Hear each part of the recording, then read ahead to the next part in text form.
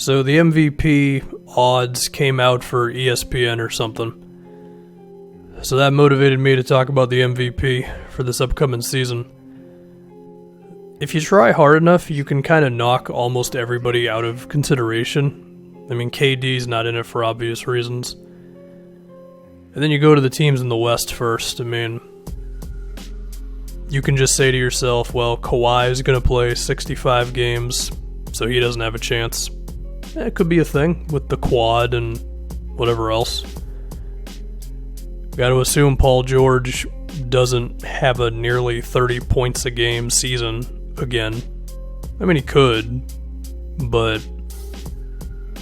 force me to pick. I don't think Paul George really has a chance for the MVP. You look at James Harden and the Rockets. I mean, because Westbrook's there, his numbers would probably be down a bit.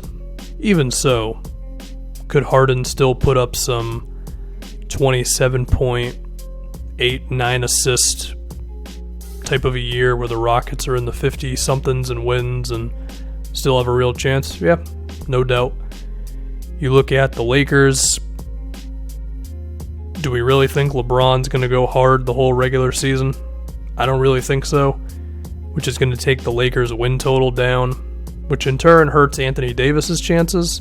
I mean, maybe AD will just be so good that the Lakers will still get to, 55, 56, 7 wins or whatever, being an awesome defender, and LeBron can kind of take the year off, basically, while still putting up his normal LeBron numbers. That's definitely a case for Anthony Davis. If we look at Jokic is an interesting one. I just don't know if he's going to score enough. I mean, I'm confident that Jokic can put up 25 a game in a playoff series, but I just don't think he is wired to shoot like that throughout the regular season. And of course, it would be pretty weird if a guy won the MVP scoring like low 20s in points. Now, maybe Jokic creeps up to like 22, 23 a game, and then he's at, 7 assists a game, and the Nuggets are like the 1 seed or something in the West. I guess that's a possibility, especially because it could be a narrative of like the Nuggets are not that good outside of this dude, which I don't really believe, but I don't completely not believe either. I mean, there's a lot of nice players on the team, don't get me wrong, but the drop-off from Jokic to everybody else is kind of a thing. I mean, there's a chance that he's the only all-star on this team over the next, 5 years. I've seen the Donovan Mitchell case show up in my mentions a couple times on Twitter. I think I'll mention some dark horses later, but right now I can put Mitchell into that category where you don't see it coming until it's actually happening. If we move on to the East, I think it's mainly between Giannis and Embiid. As for the case against either one of them, I don't think there is really a case against Giannis.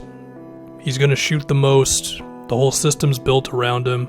The case against Embiid is the minutes in the games played. I mean, he played 34 minutes a game in 64 games this previous year. Honestly, if I was the Sixers, I would not want him playing 34 minutes. I'd want him around 30. What did he average last year? 27 and 14. And the Sixers were at least great defensively when he was playing. So you put all of that together and you hope that he can get through as much of the season as possible. I mean, he played 64 games a year ago.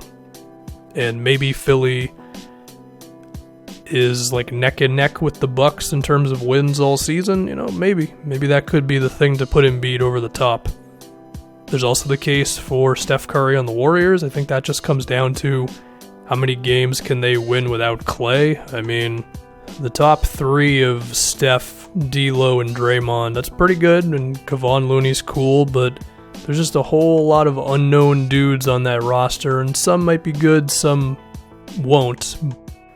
Dame is a pretty interesting one, at least to me, because Who's to say that Damian Lillard doesn't have an Isaiah Thomas year in him where he just has this one season where maybe he's attempting 11 or 12 threes and still maintaining his like high 30s and just basically has like an out-of-body year. I mean, he's about to be 29 years old. Like, I don't think it's a ridiculous idea, and perhaps Dame leads the league in scoring, and the Blazers are just a little bit of a surprise, and before you know it, the dude actually ends up with the MVP. Like, I don't think that's an impossible thing. I think the odds are against it, but I do think it's at least worth mentioning. I guess if we can do that for a team in the West, then I guess the equivalent of that in the East would be either, I guess, like Kemba or Kyrie or even Oladipo, but those are the super outside chances. But hey, to be nice, to be fair, when Steph won his first MVP, I don't think anybody was really predicting that one. So, you act like those things can't happen, and then one of them does happen. So I guess I can just throw it out there while I don't really believe it myself. Anyway, do I have one solid pick besides the really boring one of Giannis? Yeah, I think Embiid. I think Embiid is definitely there, assuming that he can just play like 10 more games than he did last season.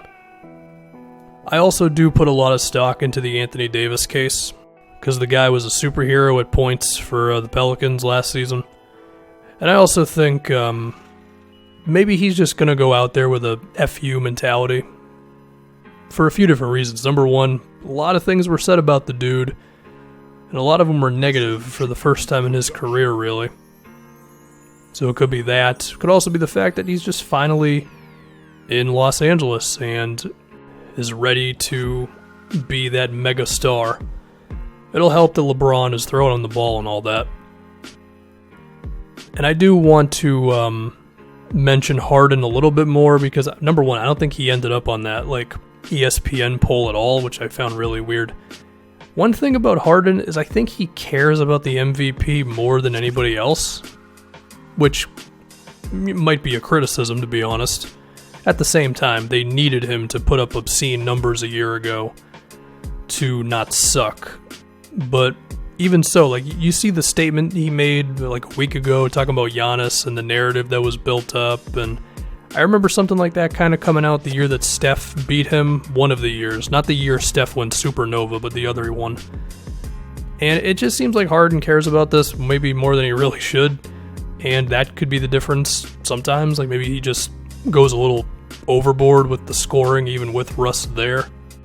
Partly because I just really don't want to pick Giannis. Nothing against Giannis, it's the really boring pick right now. Give me Steph. I'll take Steph versus the field. The guy's going to have to shoot even more, and this previous season, he wasn't that far off from his 50, 45, 90, 45 points a game, still losing to the GOAT in the finals year, so I guess Steph Curry.